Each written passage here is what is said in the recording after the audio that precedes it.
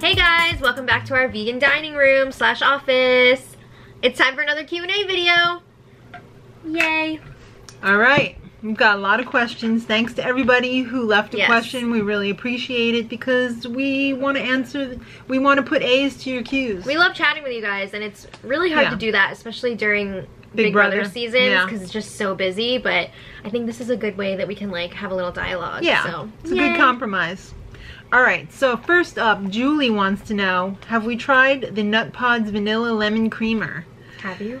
I haven't. I actually looked on Amazon to price it out, and it's more expensive than the other one. So I'm gonna wait until I see it in like TJ Maxx or something. But I'm definitely intrigued. I would like to give it a try. Nice. I have not tried it because I don't drink coffee, but I'm sure you could put it in tea too. It might be pretty nice. I usually just drink like herbal teas, so I don't put anything in them. Okay. Well, Kelly McPherson wants to know, did going vegan affect your mental health? Like, did you notice a difference in your mood or overall happiness? This is interesting because I thought I read somewhere that eating a lot of like kale and stuff could boost your mood? I was gonna say lead to depression, but I don't know. Really? Yeah, I haven't researched that enough, so I don't know what the deal is. It's interesting. I don't think I experienced anything like that from food. I think overall I just felt like really good about what I was doing, and that put me in a good mood. But did you feel physically better? Like healthier? Oh yeah, I had way more energy. Well, I thought this was about mental health. Oh, but, well, difference in mood and overall happiness. I felt like I didn't have that guilt hanging over me. You know, I wasn't eating dairy anymore. So I think it improved my mood. All right, so. But wait, I just want to say, have you guys noticed a change in your mental health at all? I feel like my mental health is more affected by exercise, because exercise really helps me feel better. But I don't think my food has really contributed. I just think it's like the conscience thing. My mental health is I'm nuts. Okay. All right, so ST Healthy or Sta Healthy? I like that name. Healthy. Maybe. I prefer to think it's Selfie. Okay. Wants to know what we do for work when we're not doing YouTube. Well, this is our work.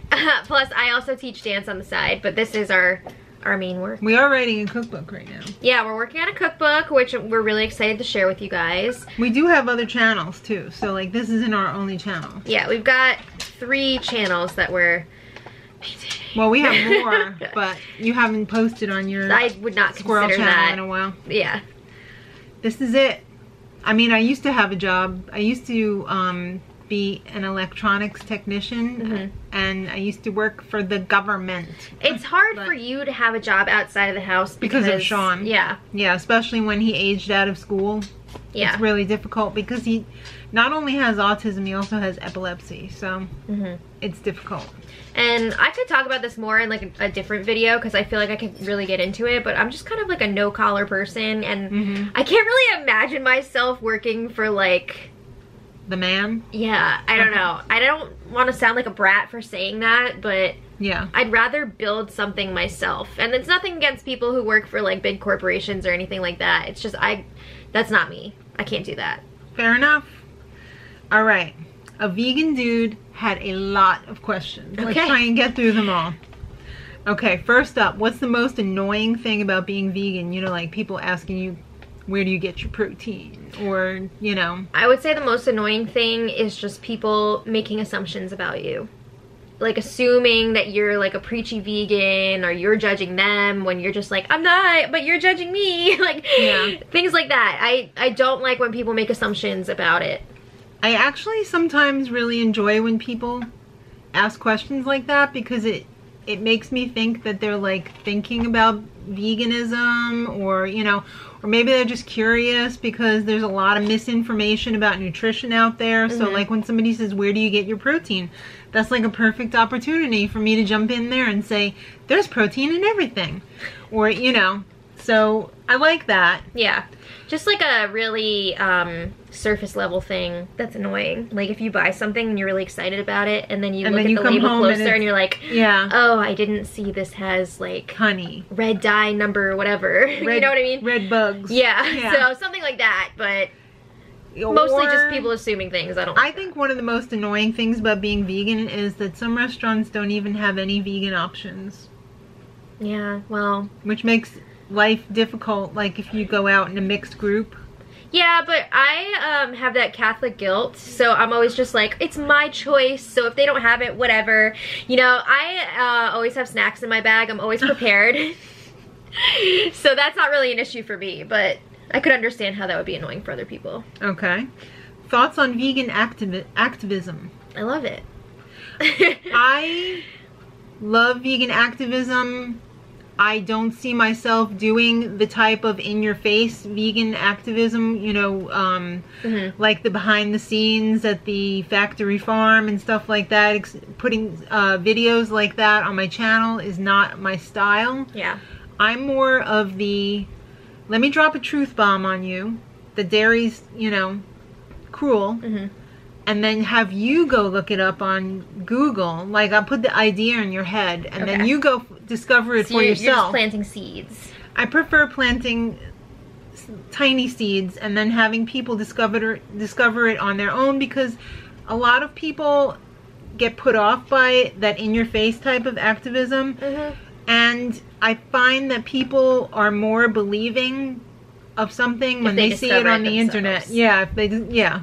It reminds me, they don't want to take your word for it. Of like, I'm just trying to relate this to something else. If my sister is telling me to watch a certain show and she's like really adamant about it, you don't want to watch it. And I'm just like, okay, I'm not going to watch it right now because you're being annoying about it. Right. So it's like that. You don't want to put people off. Right.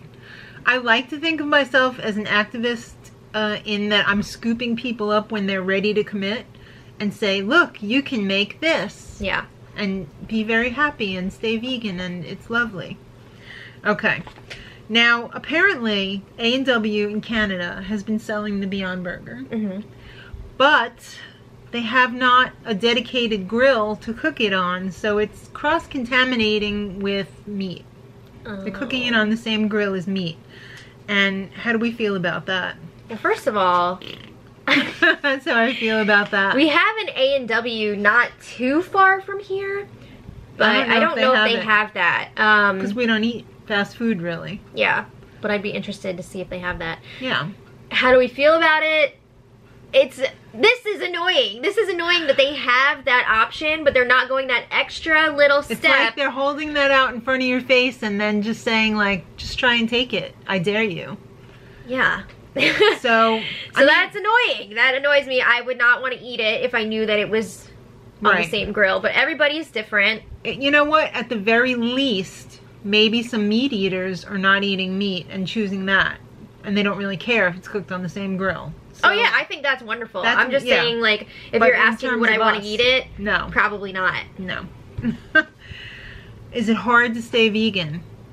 100% no. Honestly, I'm enjoying it. I am lucky enough that you went vegan before I did, so the transition was really easy.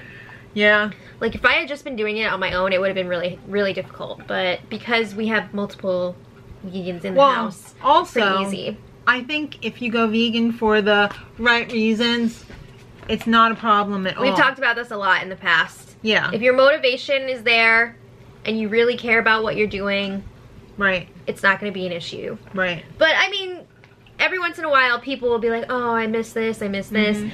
I really don't have the cravings like that.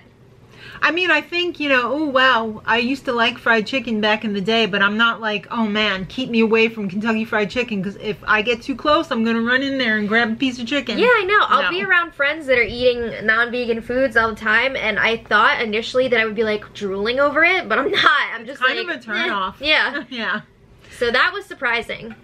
Okay. Next question. Do you feel segregated from friends and family? And did it create an interesting dialogue, you know, you going vegan, for them to possibly change? Have they changed at all? So I would say at times I feel a little segregated from friends and family.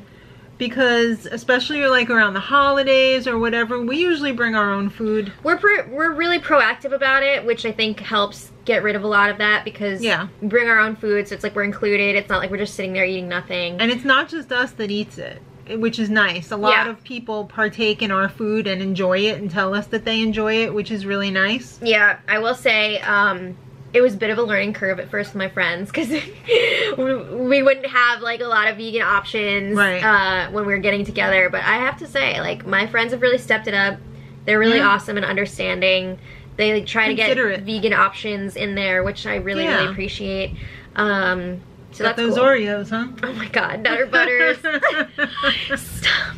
Okay, so yeah, I mean, also, like, I started bringing fruit and vegetables to my friend get-togethers, and it's really good to see my friends eating more of that stuff, too. So you did inspire a little change there. Yeah. As far as family goes, people enjoy the food, but they're not interested in becoming vegan, which is fine, because I feel like people need a come to vegan moment to go vegan. I don't like to try and like force people to do that. If people come to me asking about it and they're interested in it, like, yeah, I'll be like, you should try it out. But I'm not gonna force it on anybody. I actually feel bad telling people, like, oh, you should try vegan, because I know how disappointed that they're gonna be at first. You know, as time goes on and they get used to eating healthier foods. Well, your taste buds change. Your taste buds change, but at first they're gonna be like, why did I do this? No, but like I said, you have to have a come to vegan moment. Like, you have to have a realization, if I keep eating the way that I'm eating, I'm probably gonna die. I mean, we're all gonna die. But soon. Okay. Like, say you have a heart attack. I mean, that's a come to vegan moment. Some of that could be genetic, though. Not likely.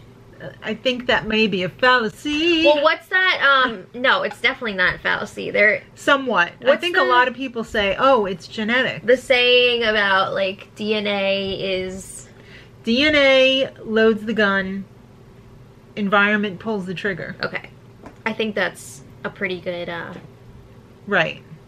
What's the word I'm looking for? Analogy. Yeah. Okay. Or you have to have a moment where you realize, this is terrible what I'm doing in order to eat. And that, I mean, like, buying animal products. Oh, okay. You know what I mean? Yeah. Partaking in animal products is terrible when you realize where it comes from. So, unless you have one of those two moments, it's probably not likely that it's going to be easy for you to stay vegan, because you're not going to have any motivation. Okay. If you had a magic wand, I wish I did. Yeah, right? Harry. All right. What would you change about going vegan? And one of the options is you can't make all people vegan. Like, woo, you're all vegan. I'll let you go first.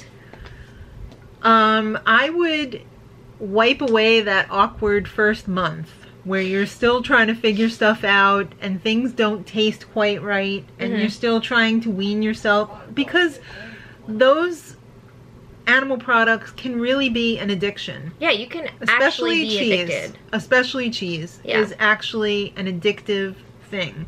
It has like dopamine in it.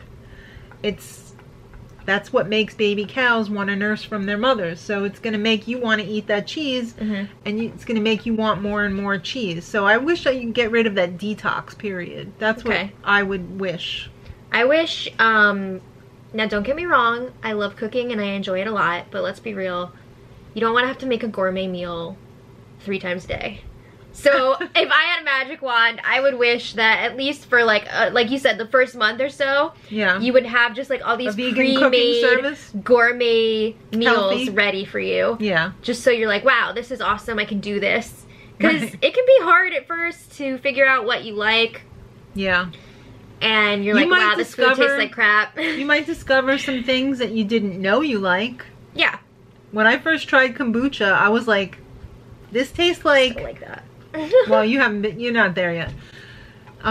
It tastes like toilet bowl cleaner because I got like a lavender flavored kombucha. And then later on I tried like a ginger one and I was like, ooh, this is really interesting. And then I tried a bunch of other different flavors until I really started to develop a taste for it. Now I kind of like all of them, but...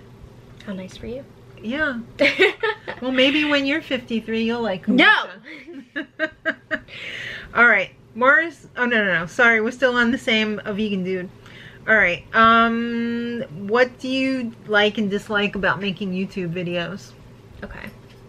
I really like having the opportunity to connect with you guys and share what we're thinking. And foremost. Just the act of like creating something from nothing. That's something that I really enjoy. I'm a creative person in a lot of different facets. So it's just something that I like, just taking nothing and making it into something and then presenting it to people and getting feedback. I really like that. I love sharing my cooking with you guys. Yeah. I know my family really enjoys what I cook. And when I see in the comments that you guys say like, oh, I made this and it was so good and my meat eater husband tried it and he thought it was fantastic, that really does it for me. That really does it for me to see a comment like that.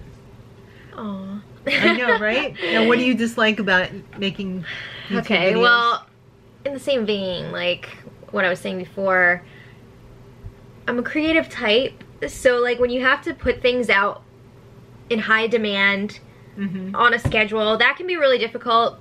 Because you know, like when you take something that you love and you like turn it into work, it can be very tiresome. Whoever said if you do something that you love, you'll never work a day in your life, they lied. It's not true. They lied. Because it can become so... Sometimes it feels like you're gonna hate doing what you used to love, and that just sucks. Like I never want to get to that point where I'm just like, I'm never doing this again. Right. You know what I mean? So it can be a chore when you have to stick to a schedule. Especially if you're not feeling very creative. Yeah. Or just say you're not feeling good. Like you're sick or something and you still want to get your work out there. You don't want to disappoint people because you know that they're looking forward to your video coming out and you don't want them to not see it and not enjoy it or not, you know, be inspired. So sometimes it's a little bit of a chore. The trolls don't bother me. I could not care less. I think it's pretty hilarious. Yeah, that's not an issue, but it's just the grind can really get to you sometimes. It can. Okay, Morris wants to know what's up with the protein powder. He sees us buying protein powder. When do we use it? How do we use it? I think Dad uses it the most. Dad is basically the only one who uses the protein powder. I use it very, very rarely if I'm like making a smoothie or something, and if I'm not eating a lot that day for whatever reason, maybe I'll just put a scoop in there. Or if I had like a really hard workout, I'll put a scoop in there. Yeah. But for the most part, I don't really use protein powder. I use a lot of protein power, but not powder. All right, Mark and I, my husband's name is Mark, by the way, in case you're new. I'm Janet, this is Maddie. My husband is of the school of, I need a lot of protein. I am of the school of, I need very little protein. So we disagree on that. So in compromise, I buy him protein powder and I put it in his oatmeal every morning so that he feels like he's getting enough protein, because I would say that he probably eats about 90% vegan. Just one meal on the weekends, and his once a week vegetarian pizza. That's pretty much all that he eats non-vegan. Yeah, unless we're like eating out or something. Right. And then it's free for all. But I'm not a big fan of protein powder. I do try and buy the cleanest protein powder that I can with the best ingredients. No artificial sweeteners, no sugar, no, you know, I would try and get like stevia sweetened and pea protein. I try and stay away from the soy. I like to stick with maybe the pea protein, but that's his gig. It's not mine. Okay. All right. All right. Vegan Day. Cool name. wants to know if we were having a vegan dinner party for a bunch of picky non-vegans, what would we serve? Great question. Yeah. Okay. This is pretty much every holiday. Yeah. All right. Because we're the only vegans in the village. Well, appetizers. Yes. What do you have? I would love to start them off with a little garbage bread, aka like peppers and maybe some Beyond sausage, or not Beyond sausage, field roast sausage in there, with a little bit of Daya provolone or something melted in there. That would be so nice for them, just to whet that appetite a little bit. What would you like to serve for an appetizer? I would love to do some little puff pastry carrot dogs. Yes! Love that. Those Also are maybe so good. just like tiny little pizzas. Yes. You know? Yeah. Or maybe like those little pizza muffin cups with the eggplant yeah, on there. maybe. Oh, what was I gonna say? Yeah, no, that. Yeah. Yeah, I forgot about the eggplant. Yeah. Yes. Or like a mac and cheese ball. Oh yeah, mac and the cheese air balls. fryer. Very good, yeah.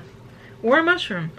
Alright, so for the main entree, I think they would really be looking for something nice and hearty, because I don't think they're ready for salads yet. Oh, man. I know.